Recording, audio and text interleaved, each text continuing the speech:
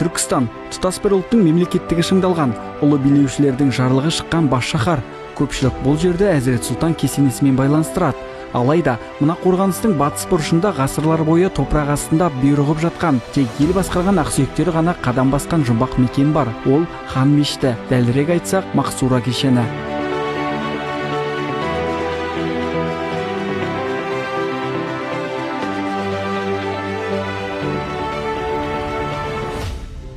Жалпы хан ортасына қарама-қарсы орналасқан хан мешітінің дәл қазір біз Мақсура бөлімінде тұрмыз. Мақсура бөлмесі бұл 6-2, 4-4 көлемде болады.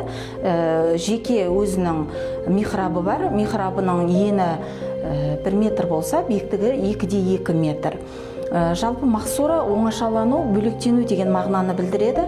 Хандардың, уәзирлердің, ханның отбасының және сыйлы қонақтардың жеке оңашаланып намаз оқитын бөлігі. Бұл жерде имамы да, михрабы да жами мешіттен бөлек болады. Жалпы хан мешіті 2 бөліктен тұрса, бұл Мақсура бөлігінің өзінің арнайы Мақсура алаңшасы және тақаратханасы жеке болған. Бұл жер қарапайым халық жиналатын жами мешітінен мүлдем оқшау салынған. Кешеннің өзіндік ерекшелігі сол, мұнда сырттан ешкім кіре алмайтын. Осы құпия қақпа арқылы Есім хан, Тәуке сияқты айбынды билеушілеріміз бен олардың сенімді серіктері, лауазымды елшілері ешкімге көрінбей ішке енетін. Мына тұрған михраб та, мешітке бекітілген имам да тек хан әулетіне ғана қызмет көрсеткен. Бұл қауіпсіздік пен мемлекеттік құпияның жоғарғы деңгейде сақталғанының дәлелі.